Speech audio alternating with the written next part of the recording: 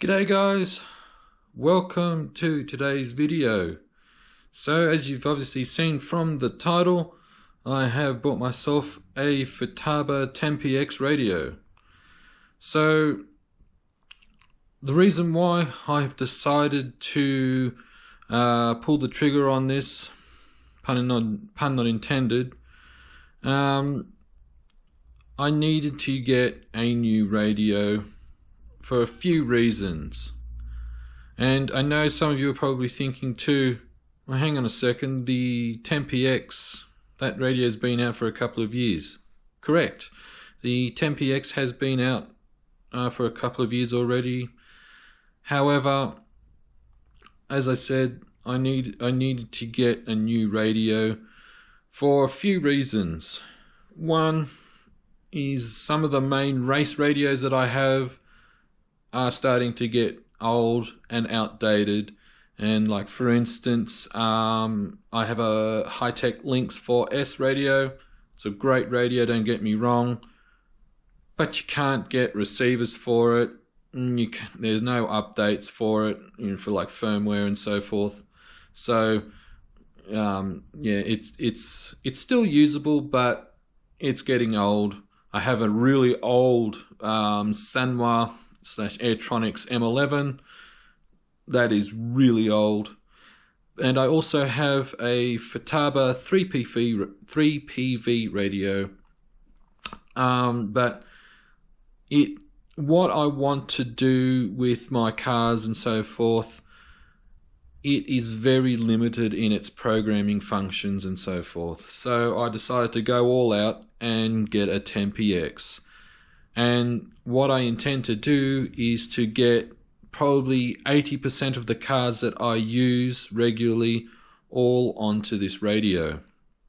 Now, for a little transparency, I had actually started filming for this radio, like filming to do a video for this radio. However, I had a bit of a brain fart, and somehow I managed to hit time lapse on the camera here. So while I was flapping my gums away talking about the radio, it was all time lapse. So whatever. So I'm kind of doing it again. It's going to be a bit of a it won't be so much unboxing and so forth. It'll just be showing the radio and what I intend to do with it. So what we'll do is we'll head over to the workbench and we'll have a look at the radio. Alrighty, so here it is, the Futaba 10px. So obviously, like as I mentioned, this radio has been out for a while, and so it's not new as such, but for me it's new. And this particular radio comes with a few accessories, but it also comes with 2 receivers, and also comes with its own lithium ion battery pack, which for me is a plus. You can, however, run it on, say for instance, a receiver pack, a LiPo receiver pack like this one. I tried it, works fine. You can also run it on LiFi packs as well, so the 6.6 volt packs,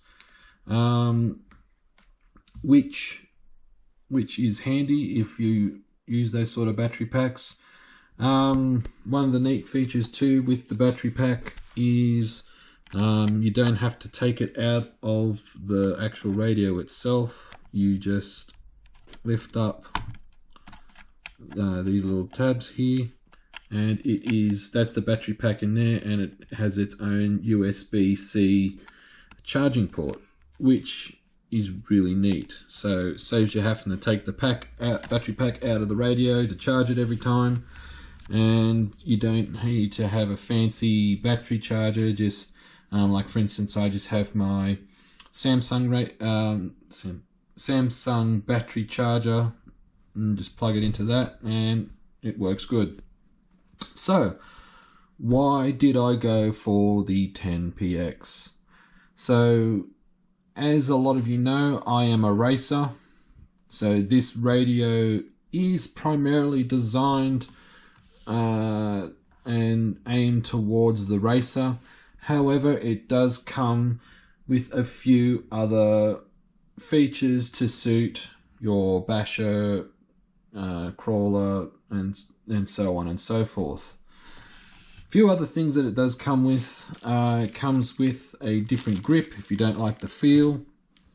Comes with a different radio wheel if you don't like the feel of the one that's already installed. This is a slightly bigger wheel.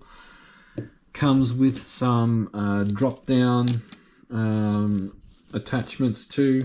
You can adjust the angle. With this one here, you can adjust the angle because this is not perfectly round, so you can adjust how you want the wheel to drop down, and if you want it to be in or out, depending on how for your comfort and that, which is pretty neat. And this is a upper grip. Just, I think it's a bit thicker, a bit thinner. It comes with two of them, so you can change this bit here if you don't like the way it feels. So like I said, as a racer, this radio suits my racing needs. But also, as you know, I also do a bit of no prep drag for some fun. I'm also getting into drifting, and I also do a bit of rock crawling. So this radio is going to suit basically a majority of my cars that I use. And if we turn it on here, so at the moment this is just in display mode, so nothing is being shown, or I'll start again. Being in display mode, the radio isn't transmitting any radio frequency. So what I'll do is I'll go to model select. So your standard, so for instance, if you race touring car, like electric touring car, there's not really a lot of functions that will be of benefit. I mean, apart from maybe a bit of steering and throttle exponential and things like that. However, if I go to my drift car, so one of the cool things with this is you go to gyro mixing. So you can adjust the gain of the gyro on your car without having to take the shell off. So I have, with my drift car, I currently have a Sky RC gyro installed, and generally I just have to take the shell off and push a couple of buttons to adjust the gyro gain. However, with this, I have it set, so if I turn this knob, as you can see, the yellow came up there, and I'm currently adjusting the gyro gain remotely. So for me, that that is a essential feature for me. Also here, so I'll go to one of my crawlers, and if we have a look here on the little symbol here where my finger is, this is for steering mixing. So if I go to linkage menu, so we can go to switch select, and so you can, with rock crawl, if you have for instance an unlimited rock crawler, you can have certain buttons for the steering. So I have it set up on one of the buttons on the side here, So if we watch the screen carefully, I'll push the button, and so now we have rear steer, same steering, so it's rear steer, but it's also working the same direction as the front steering. We can have rear steer only, and then just ordinary front steering, which comes in handy for if you're running an unlimited class crawler. The other function that I want to show as well, I'll quickly go over. I haven't programmed one of my no prep cars in yet. However, one of the cool things, if you guys are into no prep, this will be of interest to you. So we'll go to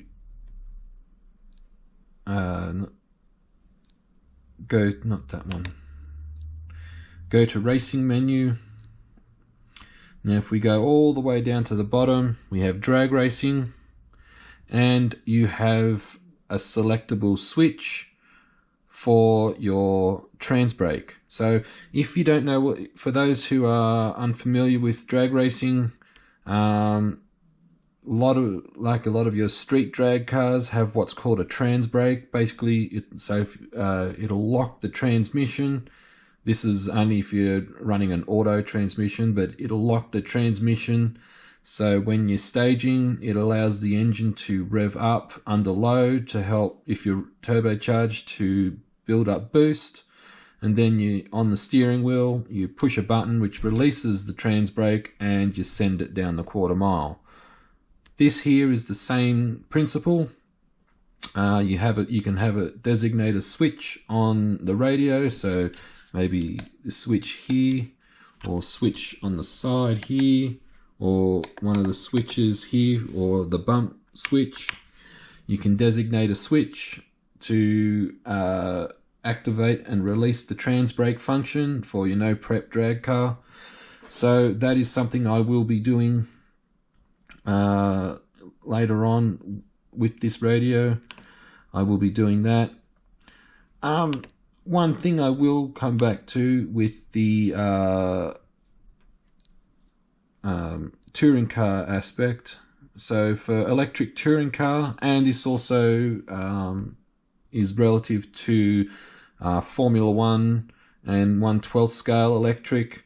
If you're racing any of those three classes, you go to accessory menu, and you have rollout chart and gear ratio chart.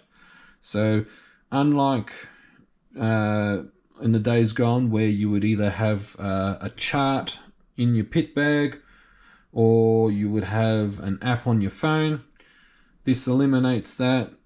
So for instance, we'll go to gear chart. So this is for my electric touring car. So what you'll do is you'll put in your pinion gear, your spur gear, and you will put in your so second gear ratio stands for your internal ratio. So my touring car is a 1.9 ratio. So when you put those three factors in, it gives you your current final drive ratio in red, and it gives you a list of other pinion gears and spur gears that will give you different ratios that are close to or higher or lower. So that is another neat function. It saves having to have a gear chart in your pit bag or an app on your phone. And the same here with your rollout. So it's the same thing again. You have your pinion, your spur, and you put in your wheel diameter. So for instance, for a touring car, 63 millimeters. So it gives me a 97.5 millimeter rollout. So that is another neat function. So there are a whole multitude of functions and things like that for that you can have set up for your car, whatever kind of car it is. The other cool thing too, for you nitro guys, go to my nitro buggy here. Okay, so with nitro buggy, obviously when you're doing 30 to 45 minute mains, you can have your timer. I have my timer start with the side button just down here, so as you can see, and then you can hit it with whatever button you designate, and then see how it counts down and it resets. So if I come in for a pit stop, and so we're at 7 minutes 20 seconds, just for demonstration's sake, it resets again. So you come in for your pit stop, you just push a button and it resets the timer, which is a neat little function.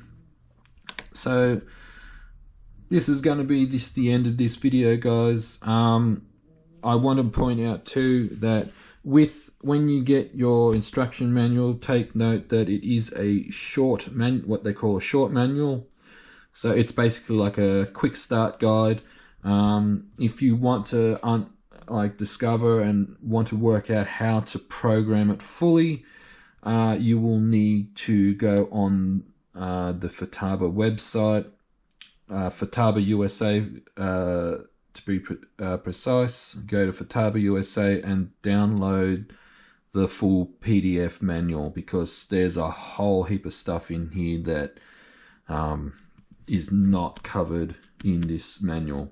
Like I said, this manual, it's just a quick, like it says here, simplified version. Basically, it's just to help you get up and running quickly without having to go in depth. And it also saves on paper, I guess. So I hope you enjoyed this video, guys.